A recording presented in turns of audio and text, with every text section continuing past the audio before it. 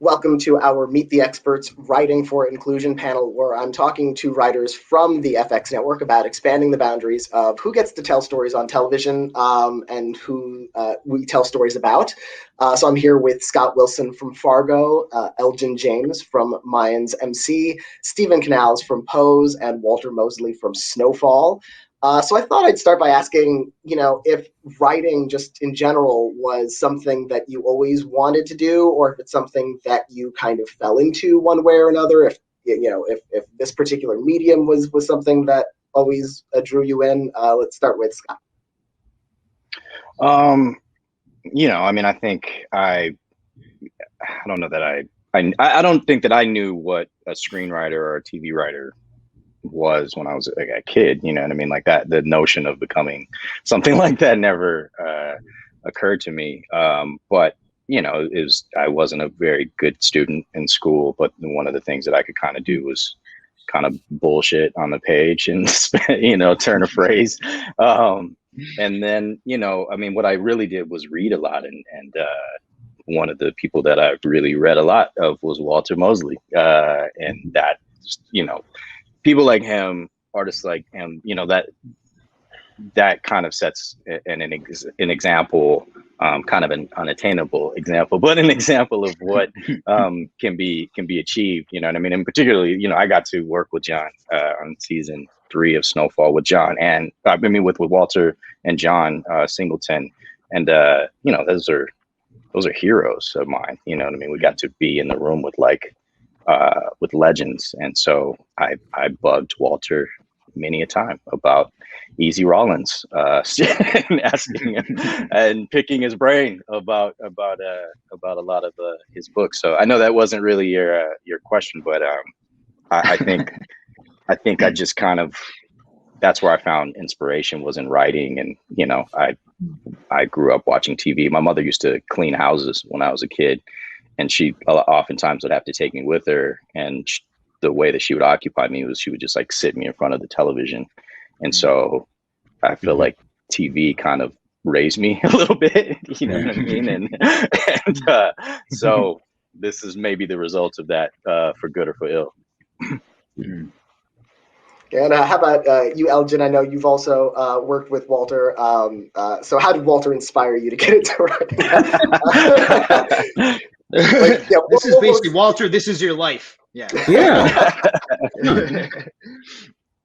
I mean, to me, it was the same way. I remember when I went to the Sundance Labs, Walter was the person that I knew the most out of everyone. All right. I knew his work. I'd read his work. I'd been reading his work for years and had touched me. It was like, it just tapped into something. And also I think for me, that masculinity in a really interesting way. You know what I mean? Like, I think for myself, as far as what like Scott said, which I agree with, I think all of us probably just reading was probably all of our escape when we were kids. And just that magic. And now having like a 5-year-old, Jesus Christ, a 5-week-old baby, it's the same way. I'm like, how can I teach this kid to be able to just love reading, to read? And to me, I was like really unsafe in my house. I was incredibly unsafe in my house growing up. And so I had nervous tics. I was so terrified of the world. And reading and movies were always the only time that they'd stop. Like my mom picked it out. Like that's the only time when my face would be still. And so it was always my escape. And then again, because everything ties back to Walter. But then, growing up and not having a good example as a father, not having a good example as what it means to be a man in the world. And then so me and my friends thought being a man was just destroying things, breaking things, right? Of going out into the world and just like destruction, because that's all that we saw in our homes. And then to come back to read some of this, I'm like, oh, there's also this other side of masculinity. And honestly, to the Sundance Labs, and again, huge venture from your question, but that was the first time I also got to meet basically these positive male role models, which is Walter, obviously Robert Redford, Ed Harris were another of these men who were men, but were just so just so expressive about their art. We're just so tapped into both sides of their brains and they're like all of it, man. And I was just like, where have you guys been my whole life? I'm a grown ass man in my 30s. And finally I'm learning, oh, you can be both these things. They're not separate. But yeah, so to me, it was always, and to me, I'd always write. I'd always have journals going back to when I was like 13. I was always really embarrassed of it. Even when I was like, in a house full of like 8 gang members, I'd always hide my writings underneath my mattress. I'd hide my books underneath my mattress because I was so ashamed of sort of like the solace they gave me. So again, it came back to going to the labs and having people to be like, oh no, this is part of it, or being like a fully rounded human being. And Stephen, what kind of inspired you, as a writer initially? Well, I'm waiting for my invite from Walter to be in a room with him. Come on, Stephen. But whenever, listen, you invite me, I'm there. As a kid, though, no. I mean, I always thought I was going to be the next great American filmmaker, to be honest. Like, I loved, Spielberg and Soderbergh, and we have the same first name. So in my mind, I was like, oh, I'm in line for that. And went to school and studied film. So I never had any real desire to write. As you pointed, you use the language. I literally fell into screenwriting. And it was through the process of crafting narrative on the page that I realized, oh, I can have even more control because, I'm a Virgo and that's that. And so I was like, great, I'll write it and I'll direct it. And so I've just, used the back door to get into filmmaking. And so, I've had an opportunity through writing the show to also direct a bunch of episodes, directed half of this last season. And so that's been really a joy and a really great opportunity. And Walter, what was that kind of impetus to get into writing and now to have inspired so many people since then? My God, it's amazing. It's like I paid people. I was born and raised in Los Angeles. I mean, I lived most of my life in New York, but born and raised here in LA. And, LA is such a crazy place, like people in LA just have, like 80-year-old women around the country. If they retire, because 80s when people can retire nowadays, they say, well, I'm going to stay home and be with my grandkids and da-da-da. But if they're from LA and they're 80, someone says, what are you going to do? Says, well, I'm still pretty limber. I'm thinking of taking up the ballet. And you think, oh, that's crazy. And then a year later, they're performing at the White House, her and her 80-year-old band of dancers. I hadn't done, I was 34 when I thought maybe I could be a writer. And I wrote a sentence and the sentence was good. I said, that sounds like a book. Maybe I could write a book. And I started writing then. And that was the beginning. Like I hadn't done anything. I mean, I'd done a lot of reading. I watched a lot of television, but I didn't think anything about writing. And then I started writing. I said, maybe I could write a short story, beginning, middle, and end. And that was my goal. And now I'm here. And I'm wondering what advice would you give to someone who is up and coming as a writer or a filmmaker, especially someone who maybe isn't used to seeing themselves in these positions right now? What about you, Stephen? All people, I believe, in America want to do these things. And I think many of them try to do them. Many people write. Many people are, get a, video camera, now telephone, and start making things. And the problem has been not so much people having the desire, the ambition, the talent. It's people weren't opening the door. People were not opening the door. People were not going out looking and saying, listen, I want your story. I want to hear what you have to say about life. And that's, and it didn't matter. We kept trying, but also kept being pushed back down again. And, that's, at least at this moment in time, that has changed somewhat. Everybody who's here, I'm sure does it. And that, and then people like, John Landgraf or, they're doing that work, which is fantastic. Right. And so, like Janis Joplin says, get it while you can, And how about you, Stephen? Well, while listening to Walter speak, I think the first thing that came to mind is thinking about my own upbringing. And the fact of the matter is that I think for so many young Black, Latin, Indigenous Asian folks, they just don't have the resources. They're environments where those are not readily accessible. And so the first thing I would say, obviously, is continue to persist. Don't let not having access to the resources stop you from having a dream. So I think that's so critically important right at the beginning. It's just that you believe in yourself. I think the other really important thing, since we're all talking about diversity right now and the importance of inclusion and equity, is that you have to work on your craft. So outside of just having a dream and believing in yourself and being talented on the page, like all of that's good.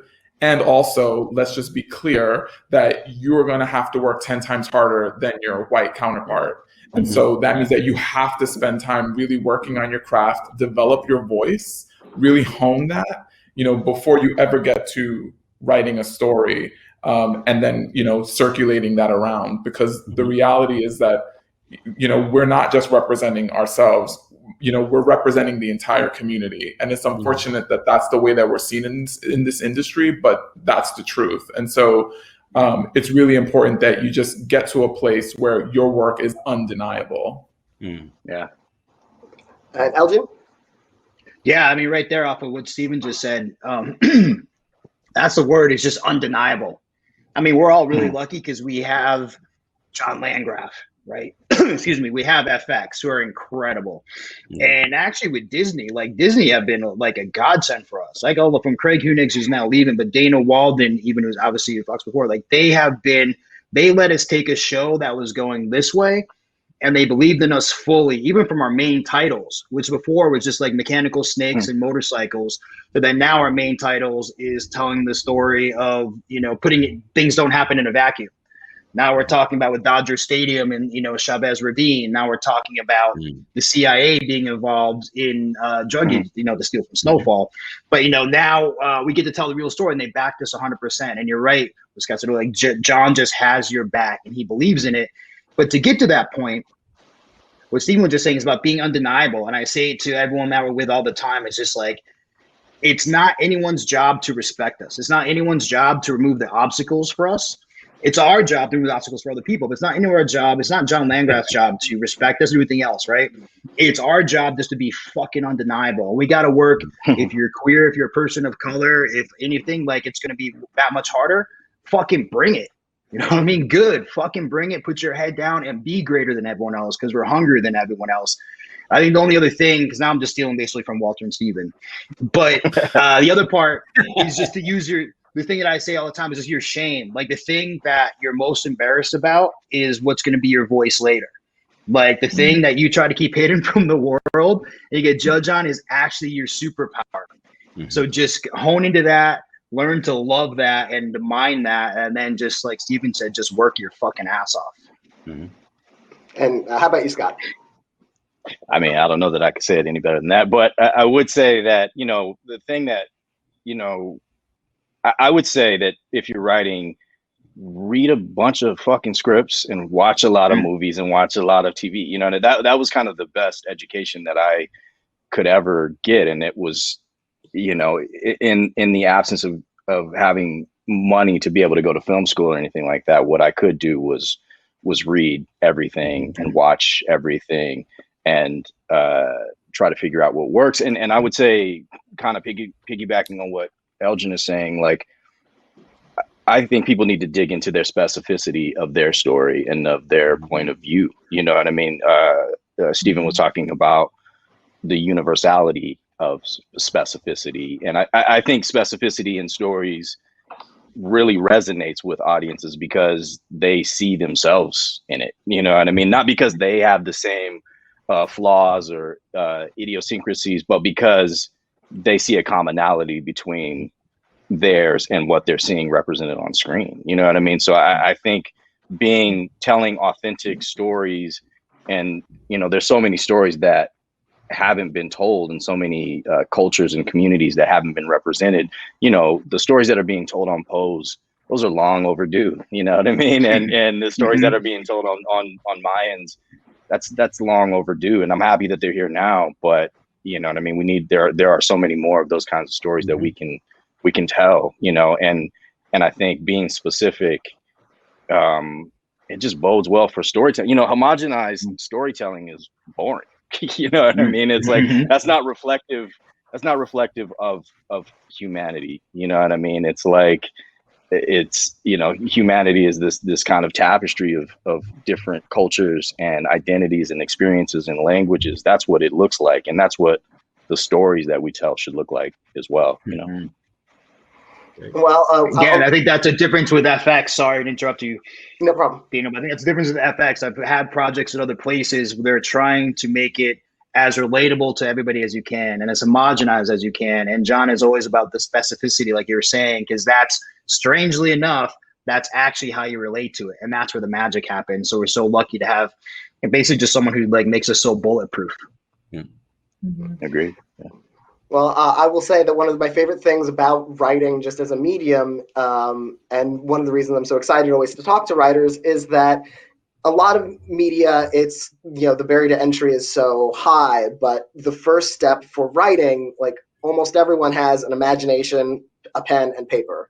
And you know, from there, like you can really kind of go as far as, you know, your drive and your skill and your you know, your good fortune and all of that can take you. So it's been so exciting to be able to talk to all of you about it, and your paths to where you've gotten now.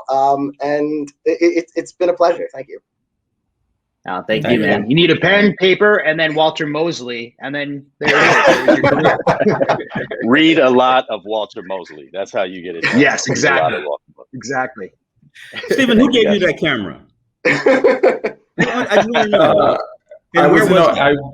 I joined an after-school program called Youth Ministries for Peace and Justice, Mm-hmm. and it was just a group of it's our own community, our own people. Mm-hmm. So it was a bunch of college undergrad students who were sort of there to shape this program, and so a bunch of them were studying film as college students, and so they came in with their equipment and were like, you know, go make stuff. And then they, you know, they taught us about structure and they taught us how to edit, and it was incredible. But that was such a life-changing and life-affirming moment. You know, we give back to our own, and that's what that moment was. It's always the best way, right? You know, I mean, that's why I was in Snowfall. John called me up. He said, Walter, I need somebody. And really, it was just this. He called me up. He said, Walter, I need somebody to back me up in the room.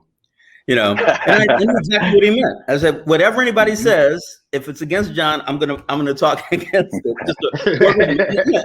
And time went by, you know, and I got something. But you know, he had a reason, you know, and he wanted me, and that was really great. I really loved it.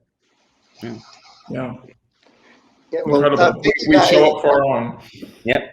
Show up for you, exactly. Well, thank you guys again for joining me today, and congratulations on all your work. Hey, thank you. Thank you, man. Thank you, Daniel. Good to see you guys. See you later, everybody. Bye. Good luck.